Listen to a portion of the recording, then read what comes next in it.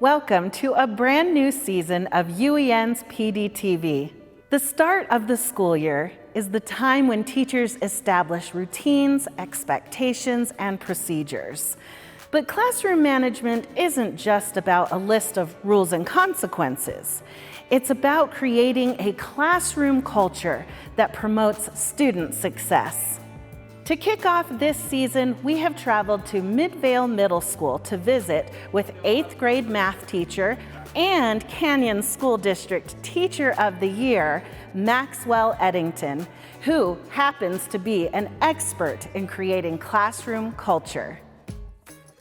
So, what is your overall goal for your classroom, for the climate that you create throughout the year? My goal in general is just for students to learn, obviously, but that requires kind of a culture of safety for them, and it requires that a lot of them overcome their preconceived notions and opinions about math. Everybody has heard, that math is hard. There are a lot of people who don't have a math brain or whatever. And that's just not really the case. Kids can learn, and so a lot of what I do is to make math fun and colorful and exciting, and we play a lot of games and all of this stuff to make it not a threatening subject and not a threatening place for them. And once that culture is established, learning really does take place, and by the end of the year, kids who didn't feel confident feel confident. So the beginning of the school year is also a time when we actually post the school rules and we, what are the policies in our class. Is there a way that you include the students in that process as well? Yeah, we have a lot of conversations the first couple days about how we want things to run. And I've just found over the years that normally students kind of want the same things out of their class. And it's easy to take their ideas and kind of funnel them into some concise procedures and expectations. And they normally turn out to all just be about respect, is what I found. Respect for me as their teacher, and I show respect for them back. It's always this two-way street. We show respect for the property, in our classroom, respect for time, all of these things, kind of everything that they want from a class boils down to respect. And I've heard you talk about ways in which you just kind of humanize everybody, humanize you as a teacher and each other. Does that help with this idea of respect? Yeah, for sure. I think kids, especially this age, they're really not used to adults who don't just demand respect from them. I think it's common for children to just kind of be expected to respect adults, and that's really not how I approach my relationships with them. I show up as just a normal human being. I'm goofy and I bring my personality to work, and I make mistakes with them, and we joke around a lot, and if I ever get frustrated or something, I'll apologize to them. I really try to think of it as like having a classroom full of nieces and nephews. And I find if I approach it that way, if there's always love behind every communication, then I don't even have to really think about it, because the motivations are pure and they know how much I care about them. And these relationships just kind of naturally build as a teacher, when your heart's in the right place, I think. That's great.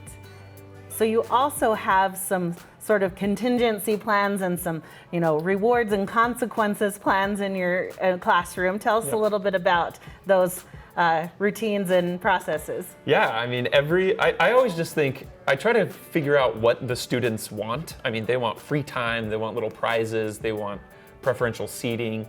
And so I don't give them those things outside of a reward system, so that when they're, giving the rest of the class and me what we need for our class to run smoothly, then they're able to earn these rewards. So I use, a ticket raffle system. We have a system for each class where they're earning these little gems every class period based on how many students are on time and on task or whatever. So that helps, I think, each student see that their behavior is affecting an entire class, and that everything depends on every person in the room, it really, really helps to maintain positive behavior in the classroom. Guys, that was a perfect day. You guys got all of your gems. So on the surface, classroom management, classroom culture doesn't maybe seem like it has a tie to technology. But on PDTV, we like to make these ties to technology. Is there a connection? Do you utilize technology in this process? Yeah, I think there's a really strong connection.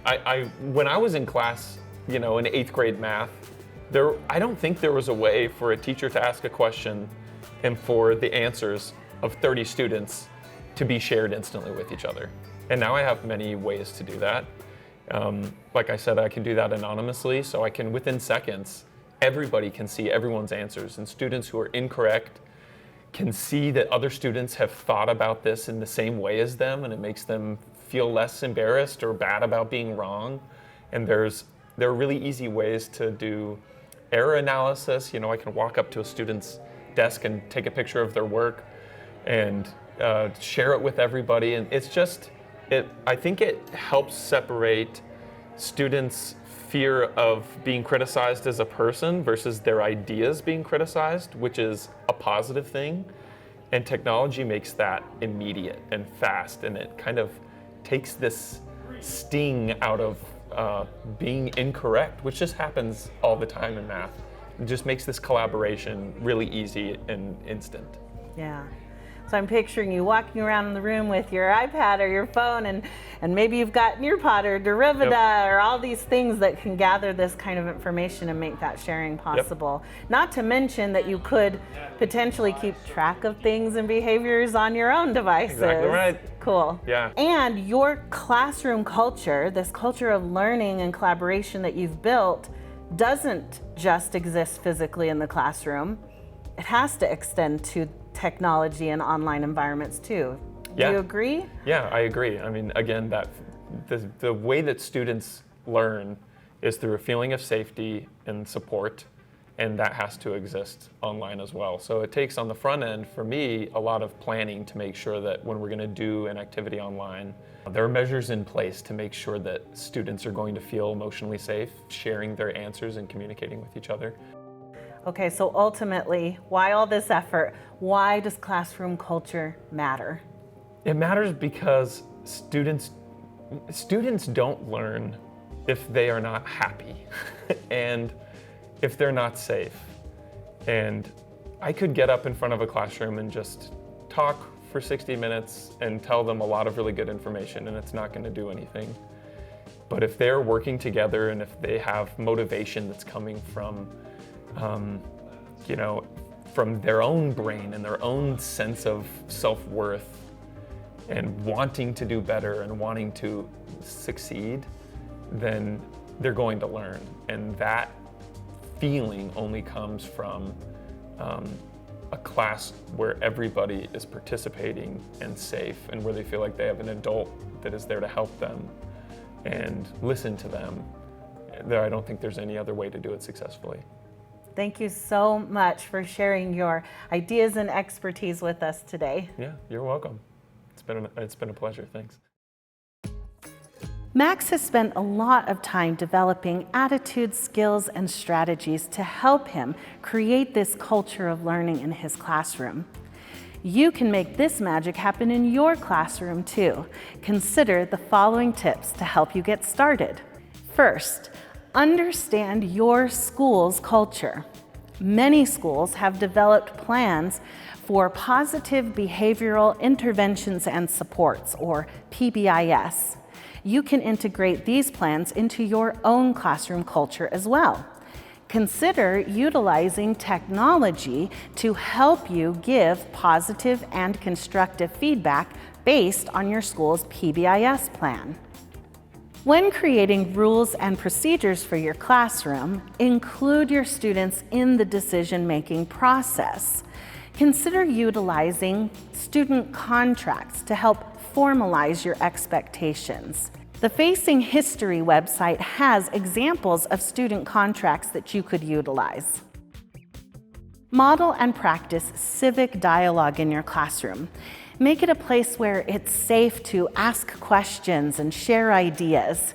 Your students will be working on projects that require them to analyze data, fact check, work together to solve problems, and have debates, and just interact with each other. Consider using sentence frames to help with these kinds of conversations. Some examples of sentence frames can be found on the Teach Thought website. Use technology tools to help your students respond and share their ideas in safe and comfortable ways. For example, you can use Nearpod to allow every student to respond to questions and to share out answers anonymously. Help your class work together through the use of things like Padlets and Jamboards. In math, Derivata is a great way for students to share their work and their attempts at solving problems so that the whole class can analyze the flow and work process together. With this classroom culture established, be sure to empower students to adapt, create, consume, and connect in respectful and responsible ways in all learning environments.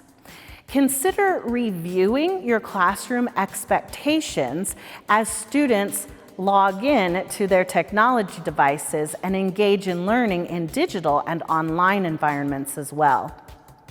To access tools and resources to help you create a culture of learning in your classroom, be sure to visit uen.org/PDTV and access the teacher toolkit that accompanies this episode. Thanks for watching UEN's PDTV. To access more professional development resources from UEN and to schedule a training, visit uen.org/development. We've got a whole season of PD coming your way, so we'll see you next time.